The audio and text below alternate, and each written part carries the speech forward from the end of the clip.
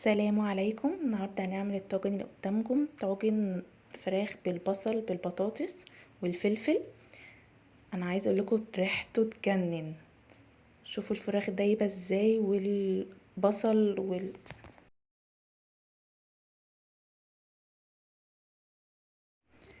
والبصل والبطاطس دايبين ازاي، بيدوبوا في بعض. انا عايزه اقول لكم كان طعمه حلو جدا جدا جدا. تعالوا يلا نقول لكم عاملينها ازاي.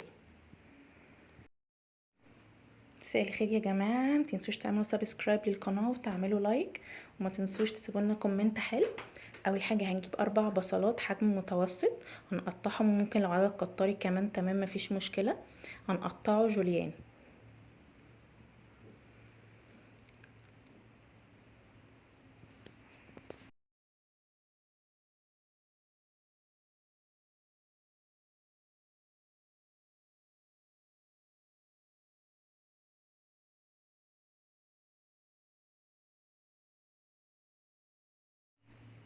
الوصفه يا بنات لو جربتوها يعني هتعملوها كل شويه، طعمها كان مسكر وحلو، والفراخ والبطاطس والبصل كان دايبين في بعض، حلوين جدا. ممكن تعملوا جنبيها رز، ممكن تغمسوها عادي جدا.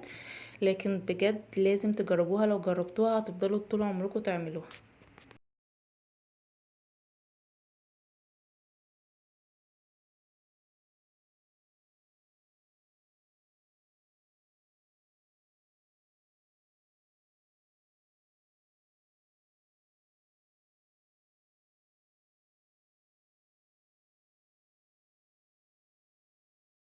انتوا ممكن تكتروا تاني بصل عادي، كل ما تكتروا بصل كل ما بيبقى احسن، بس طبعا ده على حسب كمية الفراخ اللي انتي حطاها.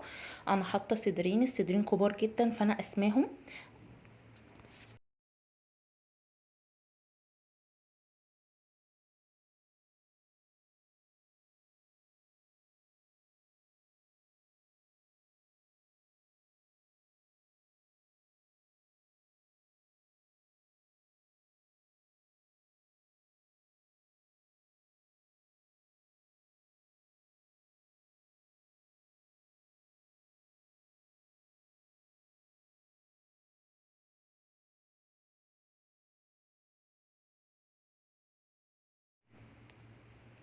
نجيب الطاجن بتاعنا، انا هحطهم في البايركس.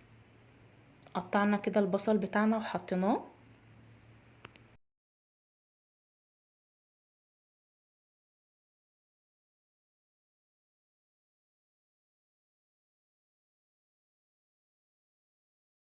هنجيب بطاطس معانا. انتوا ممكن تكتروا بطاطس تاني عادي، مش هيبقى فيها اي مشكلة. انا عايزة اقول لكم البطاطس كان طعمها مسكر مسكر ودايبة، حلوة جدا. هنقطع البطاطس مكعبات، يعني ولا كبيرة ولا صغيرة، بس تبقى مكعبة بتاعتها حلوة.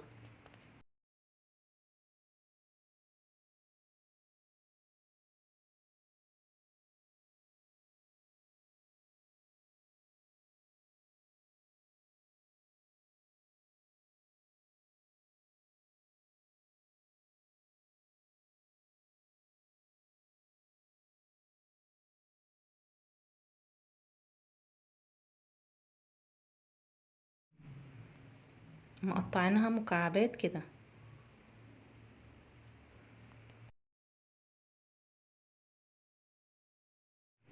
نحط البطاطس برضو على البصل بتاعنا اللي احنا عملناه، ونجيب طماطم، ونجيب فلفل رومي او حامي او ممكن الاتنين عادي.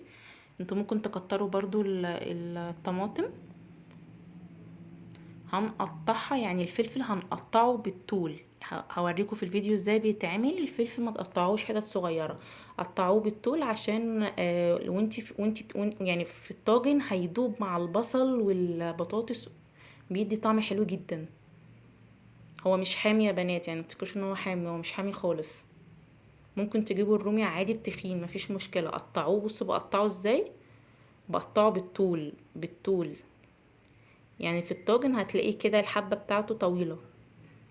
والطماطم قطعيها مكعبات صغيرة. الطماطم ممكن تكتروها عادي، وممكن تكتروا الفلفل، لكن خلي البصل هي يعني اكبر حاجة في الطاجن.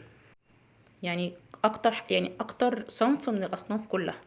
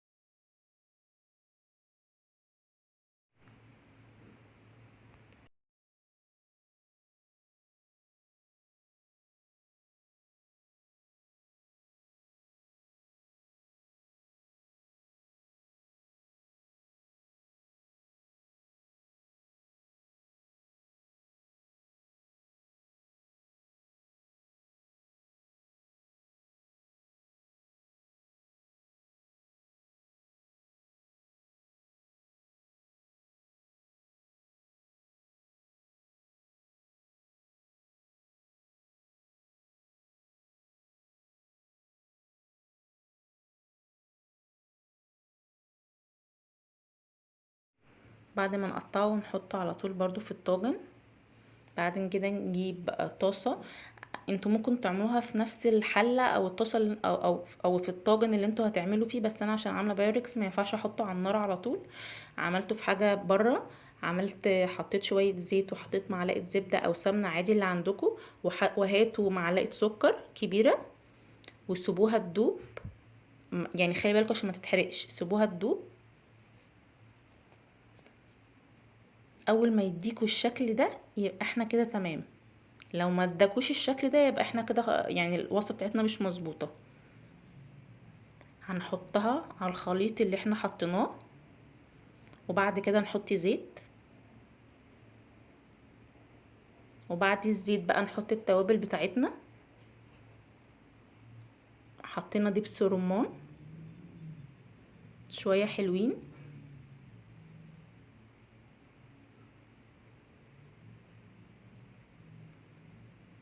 وبعد كده حطينا سماق.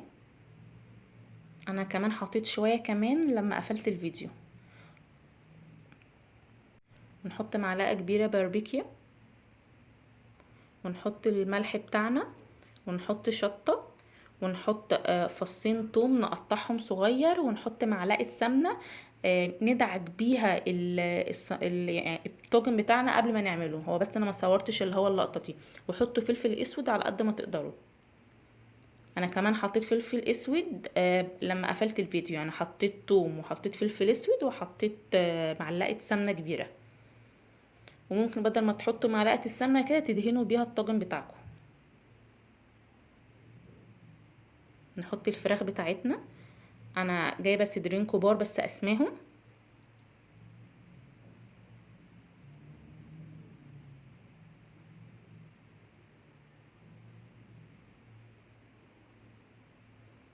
انا قبل ما اقلب زودت فصين توم قطعتهم حتت صغيره، وزودت معلقه سمنه.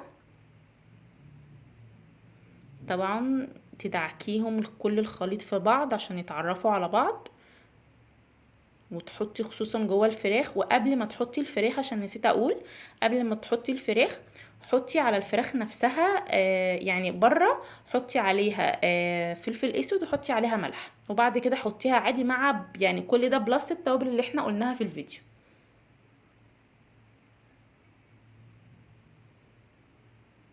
ونسيبها شوية قولي مثلا نص ساعة بره. وحبذا بقى لو انتي عملتي الخلطة دي وسبتيها تاني يوم، يعني تعمليها بالليل وتصحي الصبح تعمليها.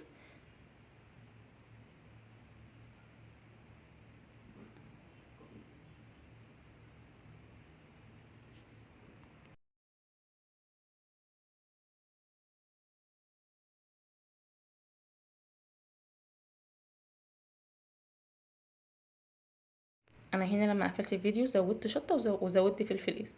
تجيبي كاتشب وحطي فوق عشان لما تيجي تحمر تدي لون حلو. انتوا ممكن تزودوا الكاتشب لو انتوا حابين، بس انا ما بحبش ازود. لما باجي عايزه اعمل وش ما بحبش ازود كاتشب خالص من فوق، انا بس كده عشان تدي لون. وبعد كده نحطها في الفرن يا بنات ساعة كاملة، يعني اظبطي منبهك ساعة كاملة تحطيها في الفرن. تحطي عليها الورق الفويل بتاعك. هنزود كوباية مية كبيرة، مش اكتر من كده، كوباية مية كبيرة. لو بتقدري بكوبايه صغيره اعملي 3 كوبايات من الكوبايات الصغيره اللي هي كوبايه الشاي، عشان انا حاطه كوبايه كبيره. وبعد كده تلفيها بورق فويل من فوق وتحطيها في الفرن، واظبطي منبهك ساعه، ساعه بالظبط. وبعد كده شيلي الورق الفويل وطلعيها في الشوايه واقفلي الفرن من تحت، وافتحي الشوايه عشان تدي وش. سيبيها مثلا تاخد وش 10 دقايق، 12 دقيقة بكده كده بالظبط، وبعد كده هتشوفي الشكل بتاعها. كده احنا خلاص طلعناها. بصوا ما شاء الله، بجد طعمها وريحتها مسكر مسكر. لو جربتي الوصفة دي بالظبط بجد، يعني ريحة البيت، وكانت جميلة جدا وكله دايب في كله. والخليط بقى اللي تحت ده كان احلى واحلى واحلى واحلى.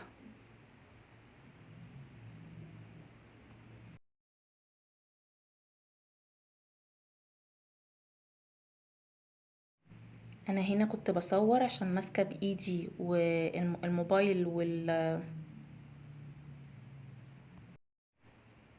وفي ايدي التانية الشوكة، فمكنتش عارفة ماسكة. عايزة اقول لكم الفراخ دايبة وطعمها مسكر وحلو جدا جدا جدا. انا اكلتها مع الرز، والبطاطس والبصل دايبين في بعض من غير. انا كنت عايزة امسكها لكم بايدي بس كانت سخنة جدا. طعمها حلو جدا جدا جدا، وكان ريحتها جميلة قوي. متنسوش تعملوا لايك وسبسكرايب للقناة لو استفدتوا.